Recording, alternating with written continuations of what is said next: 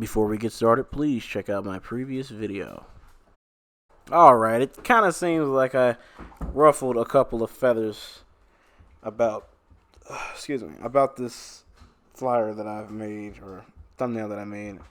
But, so in the past, I've given my brief opinion on murals and other things. And in this video, per se, this isn't about murals. I kind of wanted to talk about the bigger picture, if that makes any sense, the bigger problem. I guess, some people may not say it's a bigger problem. Some people may say it's a bigger reward, depending on how you look at it. Now, in some of my videos, I've spoken about the blue movement. And if you don't remember, don't worry, I've got you. But basically, the short and easy version is this. For the whole time, majority of the time, red dogs were the only hot thing at the time. I mean, heck, I've seen pics of some of the biggest breeders, like DDK, BGK, like tons of them. They had, blue dogs and stuff like that, but, they had tries and stuff, right? Things that go for a lot of money now these days, right? They were hard to sell. Pit bull owners that were really into the box, dislike blue dogs though. If they had if they had produced a litter and had blue out of it, they would cull it. Essentially, blues were looked at as faulty, or what most breeders at that time would still, or still now would call a cur. But fast forward, I'd say super late 80s or early 90s, blues started on the rise. If you look back in PEDs, you can definitely see a subgroup of people that did always exist regardless, right? So, little side note real quick before I continue, because I know somebody's going to be like, well, that's crazy. But, I'm not trying to say that there was no such thing as blue dogs. That's crazy. It's just that they were not the center of attention at all. And, what's funny? I had saw this post the other day because, I know people are going to, I'm going to read to it basically what happened. But it says, we know that Gray Line Kennels and their production of Notorious Juan Gotti is a major influence on the American bully breed. Many say pits don't come in blue, or they were most times called. Where did blues come from and how they get so abundant in the 90s pit, bull / Amstaff, and now in our bloodline? Below is the Irish Bull Terrier from Kerry, Ireland, that many say used in the Bull and Terrier crosses, went into the Staffordshire Bull Terrier and the American Pit Bull Terrier. Also, a pic of the blue Paul / Pole, which was a fighting bull and terrier breed used by many gypsies who also traveled from Ireland throughout Europe and America and would have most likely played a part in the blues we see today. So, yeah, like I said, to be honest with you, this is not like the first time I've seen something like this. To be honest, I feel like this thing has been debated for a long time. Were they really there? Were they really not? I really feel like to even answer all this, is to really go to an old school game dog owner or something like that to really, explain. I'm pretty sure these things are around, but for the majority of the story that I'm telling, basically, the continuity that I'm basically explaining, they were not widely accepted. They kind of still aren't, though. The sheer degree of blue dogs that are out now, I believe that they're a little bit more accepted. But most, for people to say real bulldog owners, right? Catch what I said. But, real bulldog owners know that blues are curs, right? You still have that, it's one of those things. But without further ado, let's go ahead and get back to the good stuff. But so now, why was it that people that were into pit bulls didn't like blue dogs? Well, one thing I keep hearing about is that if a bull is blue, then it isn't really a full-blooded pit, specifically because that color shouldn't be able to naturally happen with that breed if it is a true pit bull.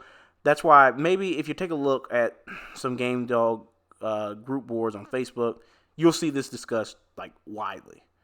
But anyway, back on topic.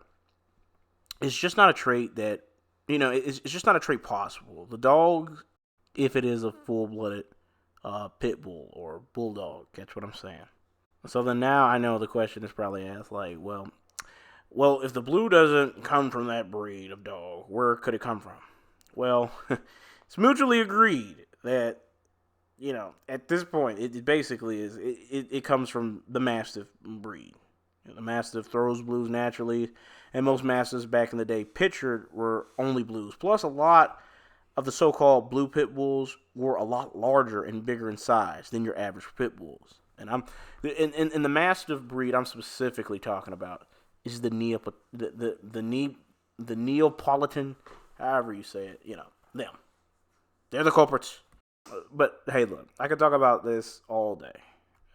But the fact is that back in the day, it was harder for blue dogs to gain recognition and notoriety. The game was completely different, but now the script is completely flipped. I'm pretty sure the vast majority doesn't care or put red dogs on a pedestal as much as they were long ago.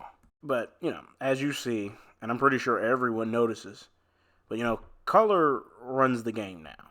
The era of, as I would like to say, designer dogs have took over. I believe the game is all about color now and no substance. I'm just going to be honest. I'm just saying, like, the vast majority.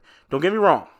I don't believe everyone falls into this trap, but the overwhelming majority does. And like I said, this video isn't about Merles. I may make a documentary about them. Who knows? But I did want to just say, where there were normal breedings, and yes, you took a risk of adding traits here and there, but there was never a time where you bred to blue dogs and madness would entail. As I'm sure many of you already know, Merle cannot be bred together. Merle to Merle. It doesn't make life. It only creates disaster. I've seen things with puppies being born with one eye. I've seen some with no limbs, some organs missing, anything from a horror movie you could think of. It happens. It's monotony waiting to happen. You are literally not able to do it. You run a risk, an immense risk. Not even a risk. Bad things will happen. It's verified. And I don't mean to take you guys there, but listen.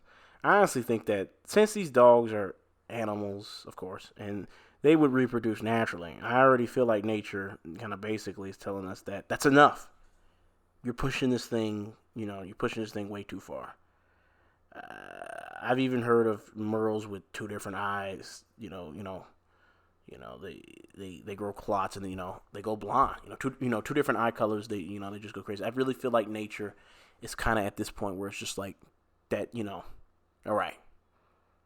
You've pushed these fads, way too much. And there's other fads that came before this, but I'm just saying with this where there wasn't an issue to where you couldn't bring two of the same stimuli together, and it would do this. And I'm having these pictures up here on these videos, and some of these Merles look pretty cool. Right, so some of these Merles look pretty cool. I'm not gonna lie to you, but that doesn't matter. What does that matter to the dog? Right? What does that defect matter to the dog? Well, I mean, it matters a lot to the dog. They look kind of cool, so they'll sell for a whole bunch, basically. I've also mentioned before that the people that are on top never speak out. They claim to care about dogs and claim to have 20-something to 30-something years of experience in the game, but all they do, they all do the same thing. They're all breeding Merles. They're all silent about the health of these dogs and all that type of jazz. It is crazy. It is a crazy game to be in. There's no one to really look up to when it comes to this thing. I mean, hey, look, these guys will, let you. These guys really, at the end of the day, these guys really dictate how the economy in the dog game works too. Right? That's a big thing. That's why I think that this thing is just at the end of the day, if you saw the thumbnail, it's just a big clown show, regardless. Right? If you ask me, These guys, they literally dictate the economy. If they stood on, you know, functionality and stuff like that a bit more, we'll see stuff like that a bit more to the forefront. You know, I digress though. Like I said before, I do honestly believe this game is now only about color. And the shows have gotten smaller and smaller, and to be honest, the expectations for things have changed. There is a silver lining in this whole thing, maybe. The ABKC doesn't allow Merles to show, so I guess that's something. But you can still register Merles, so I don't know. But think about all that we discussed today. We went from red dogs to blue dogs to Merles. Like I alluded to earlier, depending on how you look at this thing, you know, did we evolve for the better? Or did we make this thing worse? I don't know. I got another video to make. See you then. Appreciate you guys coming out.